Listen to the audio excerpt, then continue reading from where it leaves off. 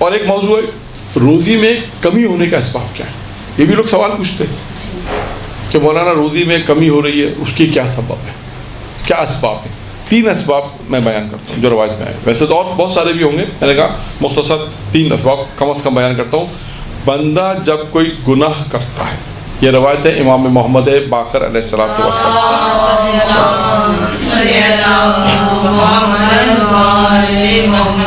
جب بندہ کوئی گناہ کرتا ہے تو اس سے اس کا رزق اور روزی روک لی جاتی ہے. ایک سبب سامنے آ گیا. اب انسان اپنے ارد گرد دیکھیں لوگ عالم سے آ کے سوال ضرور پوچھتے ہیں, روزی میں برکت نہیں ہو رہی ہے, روزی روک. اکثر لوگ کہتے ہیں مولانا ایسا لگتا ہے کہ ہماری روزی روک دی کسی نے. لوگ وہم کا شکار ہو جاتے ہیں, اپنی زندگی کو نہیں دیکھتے. خدا نہ خاصا کوئی گناہ, ایسا گناہ کر رہے ہیں کہ جو اس کو پتہ بھی نہیں ہے. بہت سے گناہ ایسے ہوتے ہیں شاید انسان گناہ کرتا ہے لیکن متوجہ نہیں ہوتا. یہ بھی ایسا ہے, یا پتہ نہیں ہوتا کہ یہ گناہ ہے, لیکن اس کا اثر تو ہوگا. اس کا اثر یہی ہے کہ روزی روک دی جائے گی. ایک. پھر اس کے بعد اب جب میں مثال دے رہا تھا, دوسری بات یہ روایت پیغمبر سے, جو شخص اپنے کسی مسلمان بھائی سے اس کا حق روک لیتا ہے, اللہ تعالیٰ اس پر روزی کی برکت کو حرام کر دیتا ہے جب تک کہ وہ توبہ نہ کر لے. اب یہاں پہ ایک مسئلہ ہے کہ اپنے بھائی کے حق کو روکتے, یہ ایک توضیح مسئلہ ہے. اس سے کیا مراد ہے مولانا اپنے بھائی کے حقوق, یعنی آپ پر کسی کے جو حقوق ہیں اگر آپ نے اس حق کو روک لیا, جس میں مثال کے طور پہ میں ایک مثال آپ کو دے دوں, میراث کے مسائل ہے. صرف ٹچ دے رہا ہوں کہ ہمارے یہاں بہت سے ایسے خاندان ہیں یا بہت سے ایسے مسائل ہم نے سنے ہیں. لوگ سوال پوچھتے ہیں, اس سے اندازہ ہوتا ہے کہ ایسا ہے. وہ کیا ہے کہ اگر شادی ہو جاتی ہے بیٹی کی تو میراث بیٹیوں کو نہیں دی جاتی. اور یہ صرف یا تو متوجہ ہے یا خاندان کے قانون پر عمل کر رہے ہیں. خاندان کا قانون ہے, خاندان سے دولت نہ چلی جائے, کیونکہ بیٹی اگر بیاہ دی گئی ہے ہو سکتا ہے اس کی میراث اس کو 1 کروڑ روپے مل رہی ہے. اتنی باپ اتنی میراث چھوڑ کے, اتنا پیسہ چھوڑ کے گیا کہ اس کے حصے میں 1 کروڑ روپے آ رہا ہے, 50 لاکھ روپے آ رہے ہیں. تو کیا کہتے ہیں کہ 50 لاکھ ہمارے خاندان سے چلے جائیں گے, 50, جبکہ وہ اس کا حق ہے. یہ بھی ایک بہت اہم مسئلہ معاشرے کا کہ میراث کے اندر اگر کسی نے کسی کا حق روکا ہے. یہاں میں نے صرف مثال دی, حق کوئی بھی حق ہو, میں نے میراث ایک مثال دی ہے, اور بھی حقوق ہو سکتے ہیں. آپس کے اندر مسائل ہیں, ایک بھائی دوسرے بھائی کے گھر کے اندر جو مسائل ہوتے ہیں, جو بھی مسائل ہیں, یعنی کلی کیا ہے کہ اگر آپ پر کسی کا حق ہے اور آپ نے اس کا حق روک لیا, یہ بھی روزی میں کم ہونے کے سبب ہے. انسان عالم کے پاس جانے سے پہلے اگر اپنی زندگی کو دیکھ لے تو اس کو سمجھ میں آ جائے گا کہ روزی کیوں بند ہو گئی ہے یا روزی کیوں روک لی اللہ تعالیٰ نے. کیا سبب ہے کہ جس کاروبار میں ہاتھ ڈالتا ہوں برکت نہیں ہوتی, کاروبار میں ہاتھ ڈالتا ہوں کہتے ہیں لوگ مولانا ہر 3 مہینے کام کرتے ہیں برکت نہیں ہوتی, بہت زندگی بڑی مشکل سے گزارے, پیسہ بھی ہے سب کچھ ہے لیکن کام آگے نہیں بڑھ رہا, ترقی نہیں ہو رہی.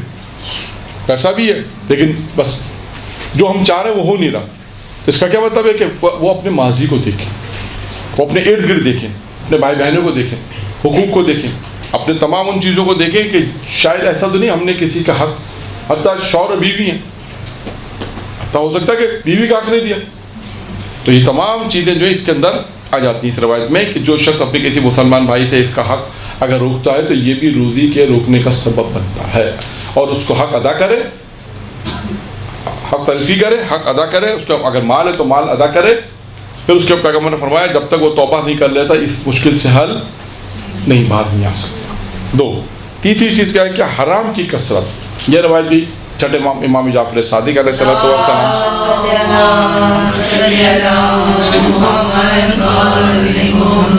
کہ حرام کی کثرت روزی میں کمی اور بے برکتی کا موجب بنتا ہے.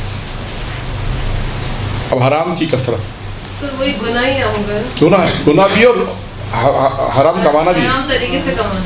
ہاں حرام کی کثرت مراد وہی کہ اب یہ یہاں پہ سب سے اہم کیا ہے کہ خود لوگوں کو یہ پتہ ہو کہ جو کام ہم کر رہے ہیں یہ حلال ہے حرام.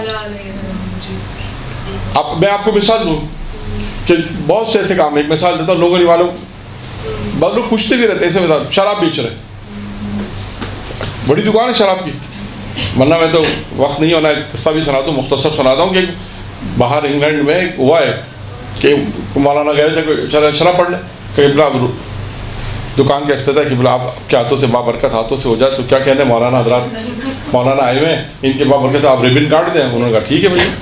मौलाना पहुंचे, जैसे रिबन काटा, शटर ऊपर किया, देखा शराब पी बोला, क्या किया? कुछ नहीं, अब तो हो गया। ये भी है। अच्छा, अब उनसे कहें ये हराम है, आका साहब हमारी रोजी है, बेच रहे हैं। हाँ। अब मसला क्या है यहाँ पर, जैसे आलात मौसीक़ा, जी, आलात मौसीक़ा वो भी हराम, वो भी हराम। उनका बेचना, रखना घर में, रखना भी घर में हराम है, बेचना, खरीदना, जी, खरीदो फरोख्त सब हराम है। सब हराम है। अब क्या कहते, अच्छा आप अगर लोगों से कहें कि आप फर्ज कर अल्लाह ना करे, ऐसा आप किसी की जानने वाली दुकान है, आपने कहा ये क्या है हराम काम, मेरा बिजनेस है, ये तो रोजी है, यानी इसका क्या मतलब है, उन्हें अभी तक ये नहीं मालूम कि कौन सी चीज़ अल्लाह ने हलाल करार दी है और कौन सी चीज़ हराम करार दी, यानी वो चीज़ें जो हराम है वो रोजी है ही नहीं। एक और मसला भी है, चले वो भी बयान कर देता हूँ। वो कौन सा, वो आपसे मरबूत नहीं है लेकिन है, आपसे मरबूत एक जहज से नहीं हो सकता, एक दूसरी जहज से हो जाए। शेव करवाना, जो करवा रहा है, जो कर रहा है वो भी फेले हराम कर रहा है, और जो पैसे दे रहा है वो फेले हराम। अब वो जो शेव कर रहा है, यहाँ पे वो कहता है आगा साहब मेरी रोजी है, बात हमारी वहाँ पर है, कहता मेरी रोजी है, काम है नहीं, ये भी हराम है, हराम काम है। तो अब बहुत से काम माशरे में ऐसे हैं कि जो लोग इस बात को वो हराम समझते ही नहीं है। सबसे अहम मसला ये, पहले तो उसे ये बयान करना कि भाई ये काम हराम है, शरीयत इसको हराम कहती है, देने वाला भी इसमें हराम है शेव में, और आलात मौसीक़ा में ख़रीदने वाला भी हराम काम कर रहा है, बेचने वाला भी हराम काम कर रहा है।